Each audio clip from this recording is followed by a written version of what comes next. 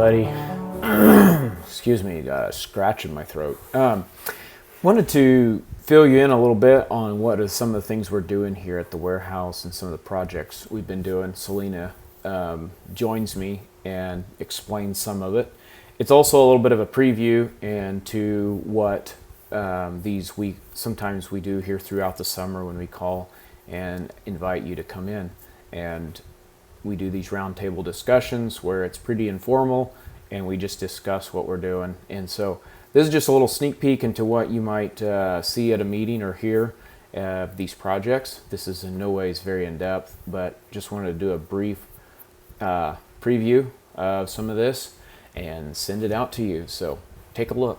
So Celena, tell me what's going on here with these 2 ears of corn. Yeah, so like Wendell said, out in the agronomy plot that we've got here at the warehouse, we experimented and did some different things, just like we usually do, mess things up, do things that might happen during the season. And in this particular one with the corn, we're looking at this ear has no down pressure, which ended up being planted about 1/2 inch deep. The ear on the right was planted at 2 inches with a normal down pressure setting, which Wendell says is around 200 and some for the down pressure, which ended up about 2 inches deep. So a normal where we want the seed to be. And the difference here is we can see it a lot in the ear, but not only can we see it a lot in the ear, we can see it a lot in the stalk integrity, the root system of the plant, just all around a much better root system to help that plant, and as a result, a much more successful ear. It is the same hybrid, to disclose that. So 6414. Yep. So just looking at the same hybrid there.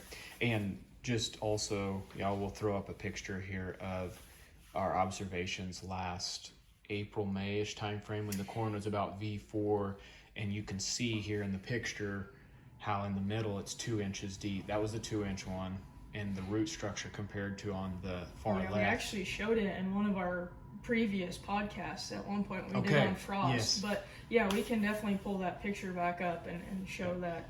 Yeah, you can see then on the left, it would have been in the same area of where our short ear is, and then on the right, or in the middle, is the 2-inch one. The far right is a 3-inch one, and it didn't fare as well as our 2-inch. Right. Another thing to take note is the depth of the plants.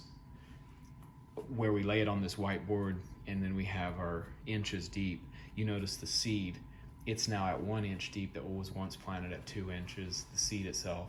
And you also notice a little bit of that. So it's interesting to note, sometimes if you're planting at 1.5 inches or an inch, you're actually ended up with shallower plant structure in the end. Move on to weed control.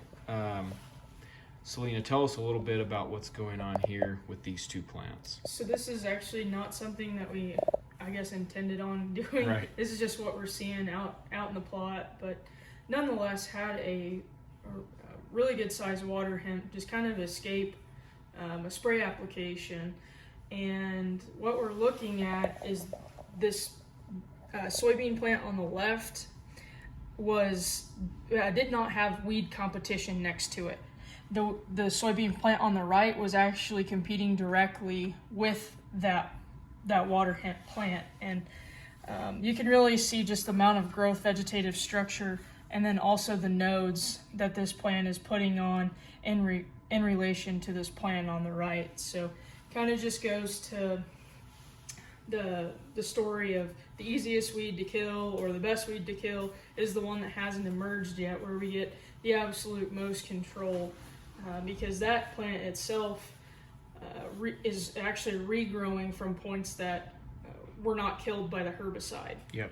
And you can see, we'll pop that picture up here, and you can see how that weed was scarred and blowing down with Liberty, and then it come and regrew because not all the points were affected, not all of them were killed with the herbicide. And this plant right here on the right, it was right next to it, and so not only was it competing for water, nutrients, everything else, but there's also stress in the plant. You can see this plant is very stressed just by the presence of that weed next to it. Yep. Jump over here into our population. Celena, tell us a little bit about what's happening here. Yeah, so this is just a really good visual of our population difference, the study that we did. We planted at 78,000 and we planted at 248,000. I think we're planning on drop population. So kind of one extreme to another. Nonetheless, get a really good idea here in a visual. The window stripped off the leaves, and these are actual node counts down here and total node count up here of both of these plants, and same variety. And over here on the left is going to be our higher population plant. So a significant more amount of nodes out there, which is going to equivalent to bushels and more grain grown across the scales. So really good visual that we did out there, and just kind of helps illustrate the story behind the lower population. What am I and doing? how the soybean can compensate and put on more nodes and branch out more with those lower populations. 234, I believe it was here. Oh, 2, 3, 4, okay. And then 78,000 right over here. Mm-hmm. And we're looking at, if we do a calculation of, same, there was almost around 3 times, right? So a calculated would be somewhere around 72 nodes in the same foot of row. Yeah. You might say same length of row as 95 nodes. So a lot of yield potential. So you might have to slow your combine down for a plant on the right, but it's going to pay off way Yep. more than something like you're looking at on Yep. the left. Yeah, when you're cutting this off, you need a sharp sickle. Mm-hmm. So we'll be curious how things turn out here. Hopefully we get some more information and looks here as we go later into the season. Just wanted to give you an update. Thanks, Celena, for joining me. Absolutely. See ya.